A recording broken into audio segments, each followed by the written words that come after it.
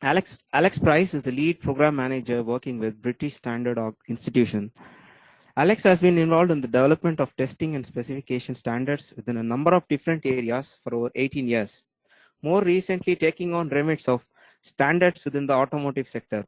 Alex will describe BSI's intention of applying tried and tested quality assurance type formal standards to the sector while leaving room for open innovation. With that, we'll start the proceedings. Over to you, sir. Thank you.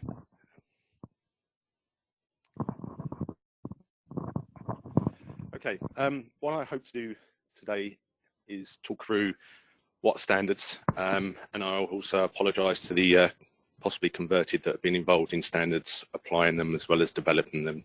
Talk a bit about BSI, only a slight bit about BSI, why standards are needed, talk about the development, the standards and the CAV agenda, and then finally finishing on what's been referenced a number of times today on functional safety in different forms and BS ISO 26262 series. Okay, what are standards? They cover a number of areas. We have 38,000 publications within BSI. There's quite a broad church. So we've worked in areas, and it's been mentioned this morning, on smart cities and developing the standards around protocols. Believe it or not, there's a glossary of terms for ballistic and intercontinental missiles. Let's just hope the two world leaders recently this week were using that terminology, or we will not be sleeping safe in our beds. BS 8445, I always like putting this one up. Slips, trips and falls. Sounds very innocuous, but lots of people suffer injuries and fatalities from slip, trips and falls. I worked on this standard, and until such time as we could agree on the robotics involved in the test, you couldn't really use a test subject more than once. So I can distinctly say this was where the standard was actually far in advance of the technology itself. So we had already agreed the protocols of, you know, the weight of the subject and the movement and the angle of the foot coming down, but we had no sort of agreed robotics to perform the test. And finally, for the engineers around you, good old 8888, or if you go back a few more years than that, BS 308 for drawing standards. So it shows you the breadth of standards and what they actually cover. Okay, they can be used for anything. We try to put them now into context of into supply chains and things like that. If you, oops, there was a series of standards produced predominantly for the US military in containers. Lots of goods disappearing in docks because they were loosely packed onto pallets. And this container standard was developed in the US military and is now internationally standardized. I think pretty much like road cones, nobody actually knows how many containers are in operation across the world. Bit about BSI. If you've ever gone over Tower Bridge, it's a notable engineer called Sir John Wolfe Barry was employed to actually develop and design the lifting mechanism for the bridge itself. Due to circumstances beyond his control, his other contractors, one of them became ill, and he ended up as the principal engineer at Tower Bridge and also set up BSI in its form of the Institute of Chartered Engineers. So we've been around for a long time. I've been at BSI not as long as 1901, but it does feel like that sometimes. I was there on the centenary in 2001, and we've moved through the years of developing standards for products, testing products and services and testing, to more sort of what I term nice standards on process, so 9001 and 14,000, and we're moving into the third generation of behavioural and values.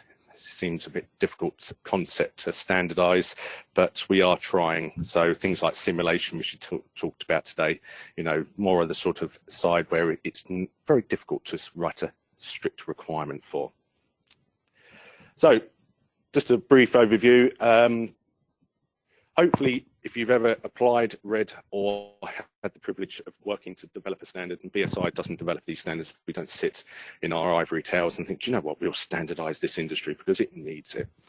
No, we wait for the industry, the regulators, insurance, and other stakeholders to come to us to look to standardize it. And they might have one of these drivers that's listed here. So they might want to be creating access to markets, leveling the playing fields, removing potential barriers to trade, international trade, ensuring that things are interoperability or can go together, reducing time to market, creating market acceptance, which is one of the things was discussed today about the CAV, and enhancing quality and safety. There's a number of different standards out in there. There is obviously BSI is not the only standards body. SAE has been referenced, ASTM, ANSI. There's numbers of standards bodies across the world. They can be developing anything up to private and consortia-based standards, and then British standards as the national standards body is a route into international and European standards. I'm happy to answer any questions on Brexit. I'd rather not answer questions on Brexit. But it's one of the things we are still working in Europe, and this is regardless of what our political powers in Westminster will be doing. We hope that this is still recognised because we still see it as we need to be playing within Europe as well as internationally. So, standards and CAV. Some of the key barriers have already been discussed today. So public acceptance, and that can go to security and safety, has been discussed. Lack of common approaches to testing. So there's also uncertainty. I come from a materials testing background, so uncertainty, values and protocols has been discussed quite a lot in materials testing. And integrating the wider CAV infrastructure and deployment. It's been referenced a number of times, the lack of national standards or lack of joined up approach to these standards. I'm not here saying that we need to develop a standard specification for connected and autonomous vehicles. There is a number of standards that are out there at the moment that can be applied just as well to the actual CAV program. So on that note, we've looked at information transport systems. All these are published and recognised standards that are hopefully being used around the world to justify their connected and autonomous vehicles. So that's lane assist, speed curve, or curve speed warning systems, and also freight, well, as I mentioned before, freight and containers. There was a standard, and it still is, on remote stop, which was remote sort of deployment and slowly stop rather than put on the brakes and stop for HGVs. When this was first developed a number of years ago, there was a large consortium went up to Liverpool Liverpool Airport, and HGV run down the runway. The assembled people looked as somebody pressed a button and this HGV come to a slow stop. Everyone clapped. The driver of the vehicle got out, locked the cab, walked across to answer some questions, and the vehicle moved off. Everyone thought it was rather amusing, not the people that were organising the event. What had actually happened was that remote stop had done its job, but a certain police force had employed a former, should we say, person who removes vehicles without the owner's consent to come along and nobble the test. So while it was supposedly locked down, this car, rather nice person, got into the vehicle and drove off. So it just shows, you know, things can be proven, tested, put it out into deployment and still have issues to do with them. So BSI put together a CAV project with the CAV, with a number of recommendations that come out from it. You know, we are aware that we don't, as in my presentation is entitled, there is a number of standards out there at the moment, and I will underline the fact they are voluntary codes. You can use them, you know, they are not enforced by BSI.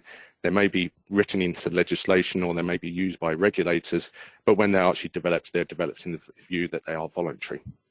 So we understand that there's a number of standards out there that can be used within this area. We are here to work with industry and regulators for those standards that are not, you know, so we can do it. There is already a number of initiatives across global organisations putting together international standards to try and look at testing protocols for connected and autonomous vehicles. So, what we have at the moment in the CAV, or testing, verification and validation, I may or may not be right with what I've put here, but if we start at the top, there's all the connectivity, the ITS side, so vehicle to vehicle, vehicle to infrastructure, that's all been heavily standardized and still is ongoing. Data and data management. BSI has a number of standards within that area. I'm sure everybody's inbox is still lagging from GDPR requests from the 25th of May. So this is all a number of areas which we are still working in.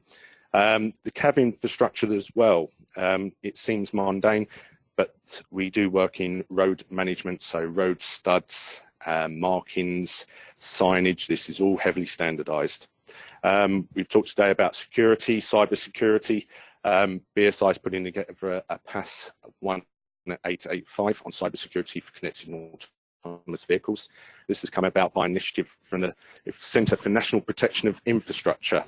It's a lovely organisation that seems to pop up in between certain military intelligence and homeland security, or no, that's an Americanism, the Home Department. And they approached BSI on security of some of our standards, believe it or not. If anybody's aware of building information management, where you basically design the building and you open it up and you have all this nice schematics of your building. CPNI looked at that and said, that's a wonderful standard, it's voluntary, it's open to everyone. And then they looked online and they were pulling out major departments within Westminster who had their whole schematic of their building open to everybody. So that's telecommunications in and out, gas, water, pipelines, absolutely everything, and said, right, you need a security standard which limits information to certain people. So obviously the facilities people within that building will have overall access and overall control, leading out to contractors just for the information for them to perform their task. So next one line is human factors. I know Mike has mentioned at a CAV area that I was working in, that level 4 of the SAE or ISO SAE level 4 may well be skipped. So it won't be that person sitting there still with a red button to hit to stop the vehicle. You know, there is talk about that human could very well be out of the loop, you know, not driven for many years, all of a sudden is put under in a situation of high stress to go and take control of that vehicle. So there is possibility level 4 could be jumped. You know, that's open to the industry's interpretation. And finally, CAV design and safety. So what I would get to is on ISO 26262 and the testing of verification. As I said, there's a number of the standards there. I can talk numbers until the cows come home. I'd rather not, but if you want any more further information on this, what I will briefly touch on is data. Data to perform monitoring and indexing and maintenance on your vehicle is already here. The ownership of that data is rather a hot topic. So who owns that data? Is it your vehicle manufacturer? Is it your tier 1 supplier as the owner of that component, or the inventor of that component? Or is it the actual car owner themselves? So it is rather a contentious area because obviously there's a lot of money involved in the actual aftermarket and repair and maintenance of your vehicle. So as I said, BSI doesn't do this in isolation. We have numbers of committees that feed into international European standards work. We work in these sort of areas that are across the board, so heavily into the road vehicles, information transport and electronic vehicles and other. So that's more the ITS side. I had a look at this, the 26262 series, and what would have to be looked at for the actual connected or autonomous vehicle. I mean, obviously the environment is important, as I mentioned before, road studs, road markings, you know, these things do wear. You know, is your camera going to actually pick up on a rather worn road marking that's been next to a heavy building site with lots of aggregates going across, wearing it out quickly? Vehicle sensors themselves and how they work with the actuators and actually perform the task. The software, whether then sensors and applications, and the vehicle interface, so the actual steering, braking, acceleration. And finally, right at the end, I use the word driver loosely. It could very well be the autonomous system driving, so you know that could very well drop off the end and be something else. Okay, I understand we can't standardize a car. We're not going to standardize a car. What we are going to standardize are the components that go into that vehicle. I had a look at this, pretty much where we are at the moment. People might say differently, you know, lots of the vehicle-enabled technologies that go on. I first drove a vehicle that had 2-line fuses into it. So one fuse for the headlights, wipers, and signaling, and another fuse for everything else. It was great to do diagnostics on. It also had its own system redundancy built in. Inside the casing for the two fuses was built in a little section you could actually put 2 spare fuses in. So it was, even back then, and that was on a 1976 Mini, you had system redundancy, so it's not a new concept. Now we move into the more electronics, even more electronics in vehicles for safety features, so cameras, LiDAR, you know, powertrains, all these are now coming in on top of what I've just put up. BS ISO 6158 is the umbrella standard to this area. It was mentioned today. It was put about, if people remember, the Piper Alpha disaster in the North Sea. Supposedly they had a state-of-the-art system which done everything. It had all the mod cons, everyone was trained to a certain level, but still there was a major disaster involving 167 casualties. So a lot of what came out from that went into BS ISO 61508. And underneath that is a number of standards which are actually put into the go from the actual, they're put into more specific and application-based standards. So the one we are discussing today is BS ISO 26262. If you've used, applied, read, seen 26262, it talks about the testing and validation and verification across the design phase. So from concept into product development and then to production and operation. So it goes across to making sure that you are following all eventualities.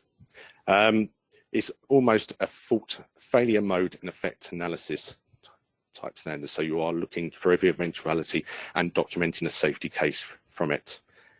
It's not going to stop you ending up in court in the fact of there will always be something that will possibly come out, but it shows due diligence that you have followed the proceedings, the best proceedings at the moment. As I said, these are voluntary standards. They are what are consensus-based standards. They are the best practice that the industry at the moment can put together. This has been revised later this year. It was published back in 2015. It will be published again, or a second edition put out at the end of this year. It does not actually incorporate things to do with cybersecurity at the moment. That will be coming later on because then discussions are still ongoing. What we are looking at doing, there is a number of organisations. BSI produces the standard. There is a number of organisations who will test and verify your process, you know, and you can find them online. They will also come in and do training and certification to ISO 26262. We are on the cusp of looking to push this further into the autonomous and connected and autonomous area, and how we do that is a difficult one. Whether we use user case studies from industry and put them into the standard, I'm open to the industry approaching BSI to see how we go forward. Okay. Thank you.